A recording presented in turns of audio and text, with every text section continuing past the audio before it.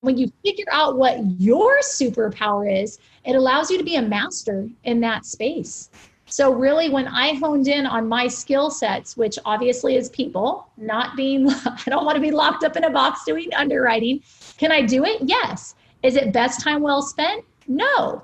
So whatever your weakness is, find another that has that as their strength. That's what makes Quattro Capital so powerful, is strategically and synergy that we have together has allowed us to literally fly like we have and acquire in such a fashion that we have. Your network is your net worth. Come listen to some of the most successful people I know share invaluable knowledge, stories, and advice in real estate, business, and beyond. This is Weiss Advice. Whether you want to take your business or personal life to the next level, look no further. Welcome back to Weiss Advice. I'm your host, Yona Weiss, and I am very happy today to have a friend, our guest, Dr. Erin Hudson. How are you, Erin? So good. Thanks so much for having me on, Yona. I appreciate you. It's great to have you finally on the show. And, I'd love to just give a little context. I'd love to tell my listeners a little bit about our guests before we get into our conversation. So a little bit about Dr. Hudson, as I like to call her. She's, big family woman, which I love. I have 6 kids. She has five children herself, and she actually was a chiropractor, which that's where the name doctor comes from. And recently sold her practice, got full-time into real estate, which is incredible. She's working, combined talent with a group. They just founded Quattro Capital. So Quattro, I assume, I didn't ask you beforehand, but I assume it has to do with the fact that there's 4 of you. I took Spanish in high school. That's, but yeah, and she's working now as the director of investor relations and a managing partner in this company. They are killing it. By the time this episode ends, they may have several hundred doors, not just under contract anymore, but under their belts, which is really exciting. So let's just jump into it. You got into real estate after being a full-time, doctor, running your own practice, full-time mom, doing the whole thing. I think it's really inspirational for a lot of people out there. I asked this to a lot of people, and I'd just love to get your perspective. What was the first thing that triggered you into, that bug of real estate investing? Yeah, listen, that is such a loaded question, Yana. Forever, I've wanted to get into real estate. I grew up and I've lived in California my whole life, and the cost of buying an investment property in California didn't quite make so much sense. You'd have to pretty much pay your tenant to live in your house. And so it was a matter of, for years, I really wanted to get involved, and I wasn't quite sure how to do it. Being an out-of-state, being an out-of-state owner, right, is a little terrifying and scary at the same token.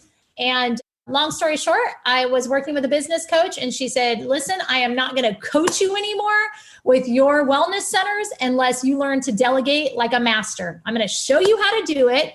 But if you don't pick it up right away and stop doing those $10 an hour jobs, we're done coaching. And so that was really the pivotal moment that really was the game changer for me, simply because I now had my team members that were warming up patients for me and loving on them and taking them to the checkout stand and so on and so forth. So when I came in, I really honed in on my craft. I would come in and adjust that patient. And guess what? Now all of a sudden I had all this time freed up. I got to love on them, adjust them, send them on their way. And now I had these little gaps in my schedule between patients. And so I dove into real estate, and I started to really just looking on Craigslist, diving into bigger pockets, and I massively got the bug. And that's kind of where it all began. And we can dive in more into that. Yeah, that's awesome. The fact that you're able to free up more time, and then once you realize that real estate is just going to free up more of that time, it makes sense to go into that direction. Now, you recently started this Quattro Capital, right? You had done some deals before this and had some partners.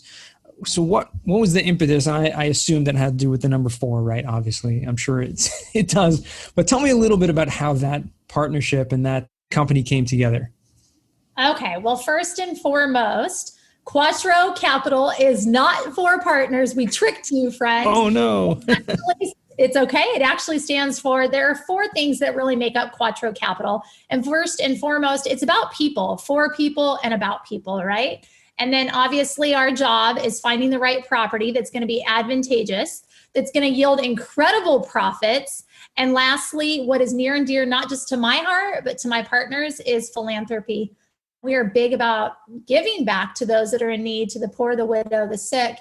And that's always been on my heart. And beginning in 2012, I took my family, we went to Belize, and we went and took Christmas to 100 orphans and just loved on them. And then went back the following year to build an orphanage, to the following year to just loving on them, right? And so that's really where my heart is. And guess what?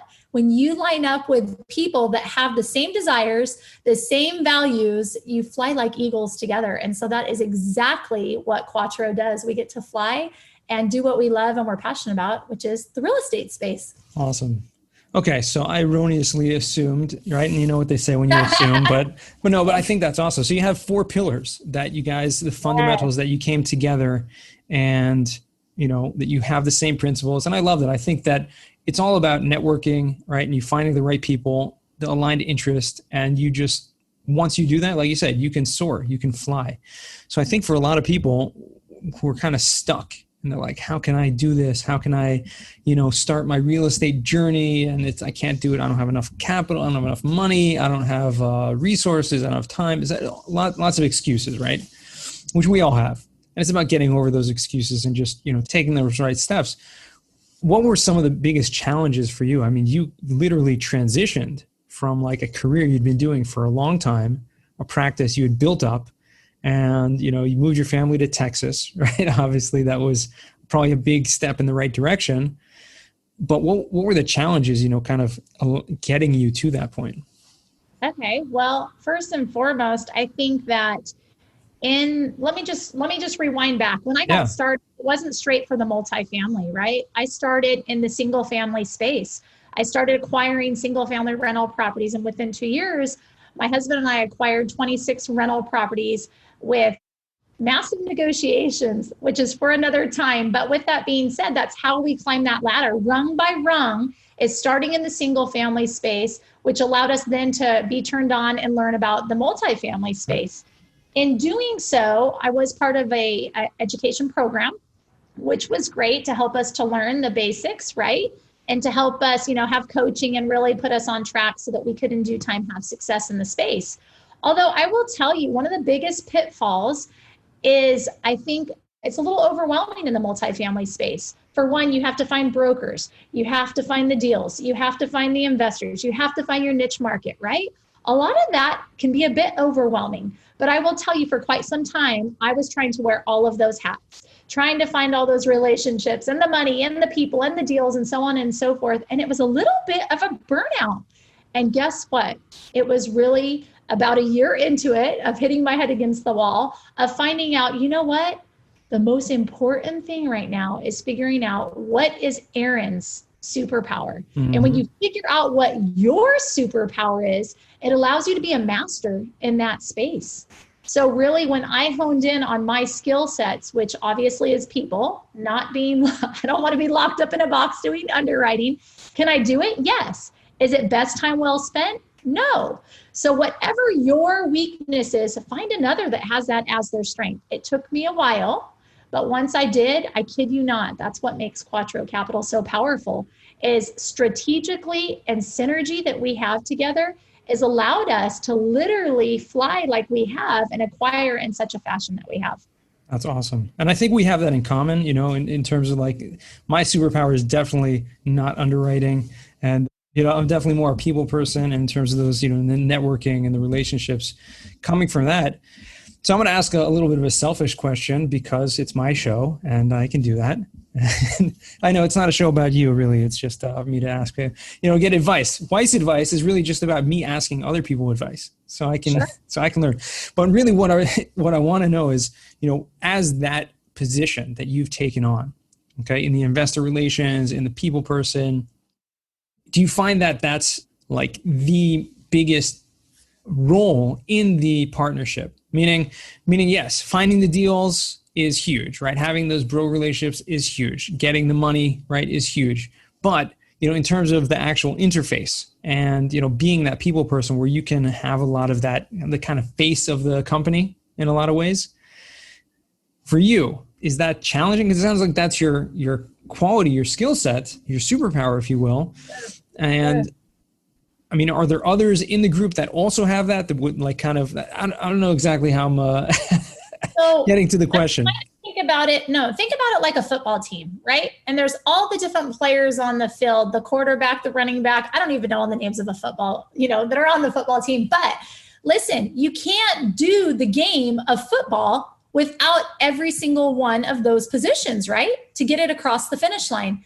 It is the same exact concept with us working as Quattro Capital. We all have wonderful strengths that we have that are really is our space, right? So I would not say that relations, investor relations and raising money, that I'm the most important piece by any stretch. Because if I'm honest with you, I feel like, pinch me, do I really get the pleasure of working with the most incredible people? Yes, because they have brains that I don't have, right? Mm-hmm. Their skill set, I mean, we're talking about an aeronautical engineer and another that negotiates for Fortune 50 companies, and that's where they've come from, And so when I look at, it takes all of us.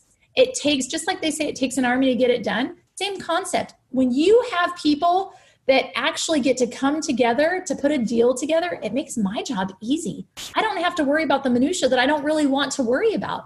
Yes, do they fill me in? Yes, could I underwrite? Yes, but it's not best time spent, right? So for me, I get to be in front of people and talk to people, which I absolutely love. But over and beyond that, what if there was a way to look at it in a different fashion and help people? So I want you just to walk with me for a moment. Yes, do I get to work with investors and those that want to come in and be part of a deal? Absolutely. But what if there were other people that struggled the same way I did?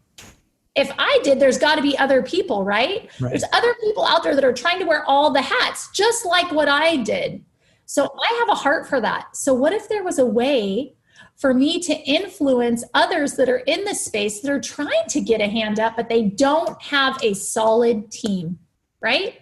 It's a missing link. How are they supposed to get a deal done? They don't have solid partners or anyone that they can rely upon and know them and like them and trust them.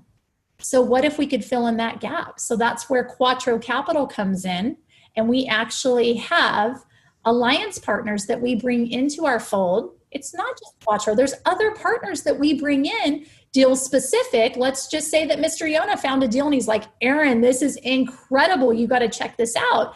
And you've done your research and you bring it to us. And we end up going forward with that deal. We do something that is awe-inspiring. We actually will give a portion of the acquisition fee to the tune of 50% back to that person that found that deal. And not only that, we want to bring them into the fold. We want to educate them and help them grow along their journey. So it truly is about giving back and helping people get what they want, because we will get what we want, right? Just the law. Absolutely. So, the more you give to others, absolutely. The more you try to help other people get what they need and what they want, you'll definitely get what you need and what you want. So I love that. That's awesome. Yeah. I've heard the concept before. I know other people do something similar, but nothing to that extent. And of course, when you're working at that caliber and you want to be able to help people with that degree, I mean, the fact of the matter is, it sounds like you guys have very lofty goals, number one, right? And number two, right, you have a lot of capacity, right, to grow. So that, that allows you to say, hey, we want to grow, exponentially here. Let's find these resources and open it up to offer it to other people. I might just have to take you up on that. We'll see. Awesome. So what's it like, being a mother of five and, being involved in this business? Has the real estate made it easier, doing this? Because obviously you're doing it from home, right? You're not necessarily going into, the practice, your clinic every day like you used to.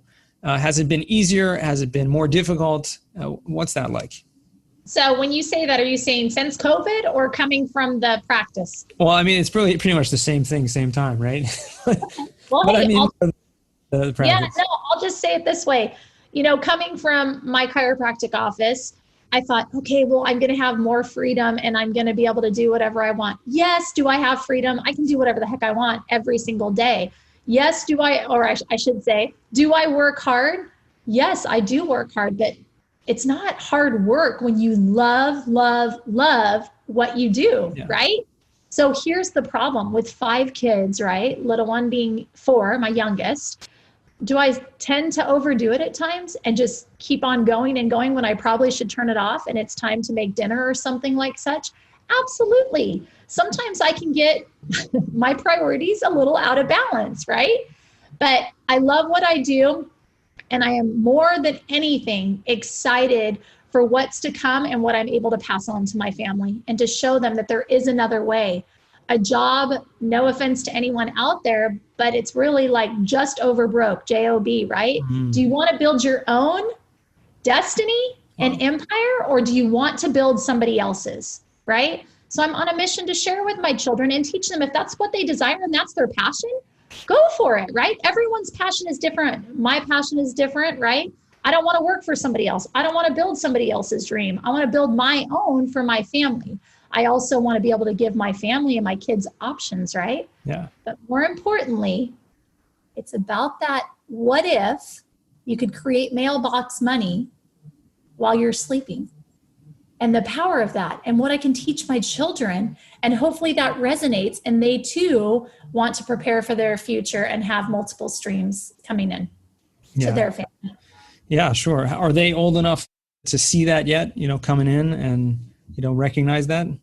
Yeah, I love that you asked that. We don't just do it ourselves. We preach it, right? And it's probably a little bit overboard. The kids will be at the grocery store, Mom, can I get this? And I'll say, no, it's not wise, right? And so they say, well, why? Because you got to buy another investment property. And so they're cognizant as what's going on in the Hudson home. But my daughter, who's now 21 at the age of 16 with her Roth IRA, bought her first investment property in Indianapolis, Indiana. And she just sold it a couple weeks ago. And now she's getting ready to jump into the multifamily space with us with her money. So yes, we're duplicating that and teaching them for sure as much as we can. That's amazing. That's awesome. That is amazing. Really. I mean, seriously, at 16, like buying your first investment property, you have to have good, she didn't come to that on her own, obviously. Well, I think with that, kids love options, right? So we said this, look, you've got money in your bank account to buy yourself a car. If you do that, you're going to have to pay for your own gas. You're going to have to pay for your own insurance. What if you could take that same money and buy an investment property and we'll help you out a little bit and you could use our car? And so she said, all right, well, I'm going to buy that house. And so because she bought it with her Roth IRA, even better, she wasn't tempted to spend that rental income that came in every single month. She couldn't touch it. Mm-hmm. So now she's able to triple what she bought it for, and now she can put it into the apartment space. So it's empowering them, right? And teaching them how to do it and how to duplicate that seed and grow the harvest. Absolutely. Yeah, that's amazing. I think every one of us listening to this who's a parent, it needs to apply that if we're not already doing that. My oldest daughter right now just turned 16. So we're, maybe she doesn't have a Roth IRA per se, but maybe we can help her to make some of those decisions as well in the right direction. So I want to switch this now. We're going to jump right into the final 4, right? These are 4 questions I ask every guest and take them, deep, short, long, whatever you want to do with it. It's up to you. But the first question I ask everyone is, what is the worst job that you ever had? The worst job. Oh my gosh. By far, it was my first job. I worked for a donut shop called Donut Man.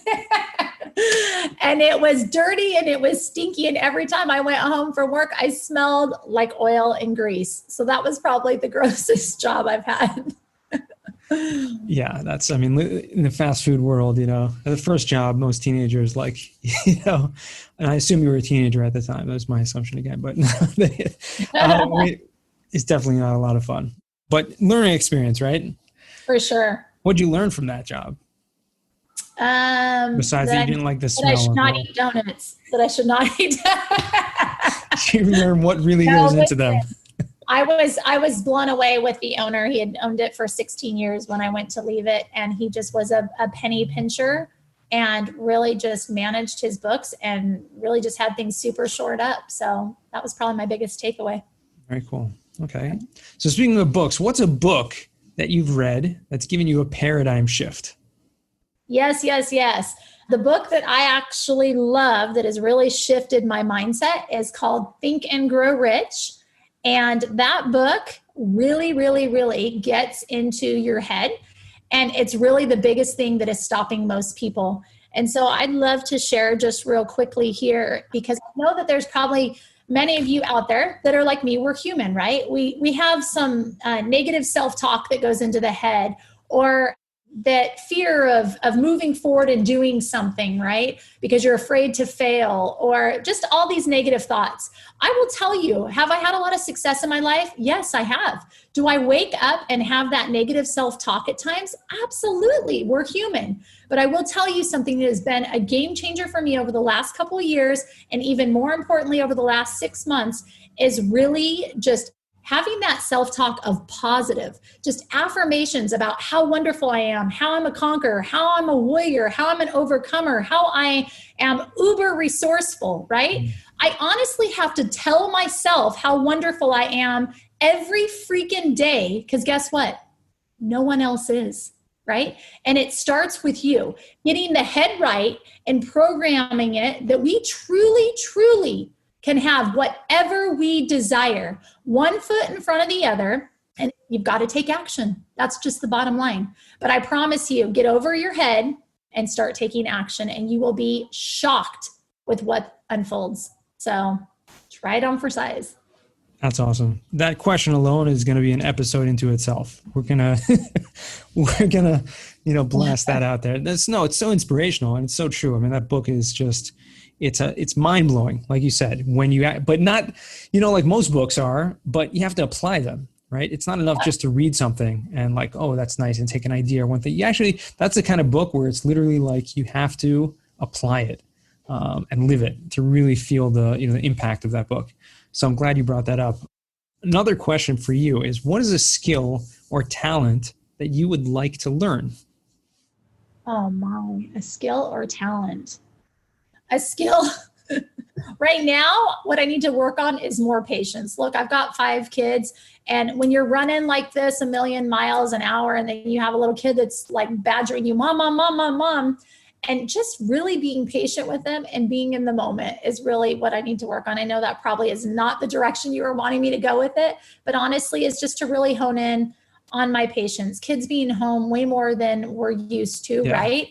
It's just taking that moment to step away from your work, be patient, and sit with them and answer questions and not be so fast to react. So patience for sure. No, that's awesome. I can definitely relate to that. I think every parent can, especially during this trying time that we've all been through, and kids are home way more and have been home way more than we've ever expected, right? But one thing that I find, and it's difficult for me as well, but sitting down just for a little bit of time with each kid every day, or whatever you can do, even if it's like 5 minutes, 10 minutes, like just sitting on the floor playing with them, just helping them with the homework, but being totally focused, like totally without any distraction, no phone, nothing. That little bit of time goes so far.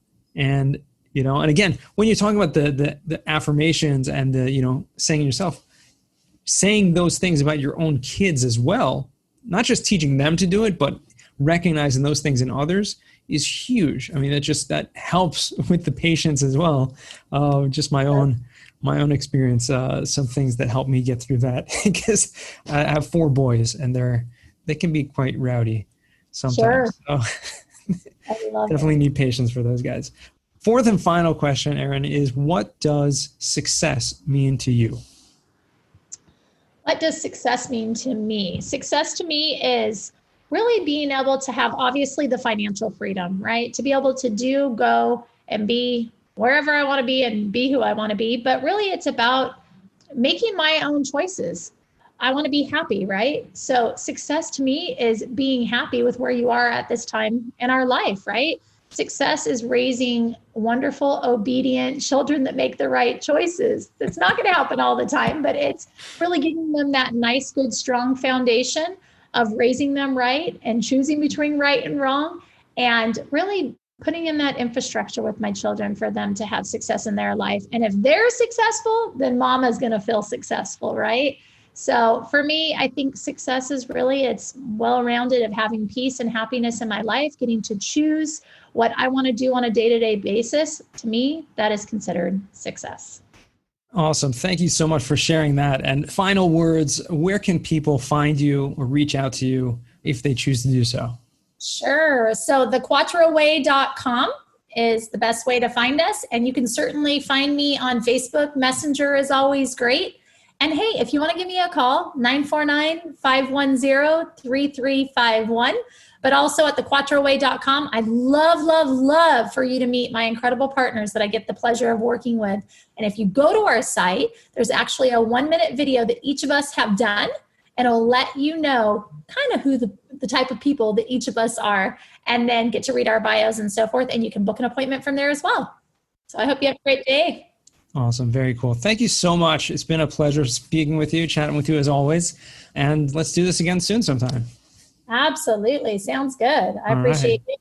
Very good. And to our guests, remember, the best advice comes only when you ask. Real quick, I have one question for you. Did you like this episode?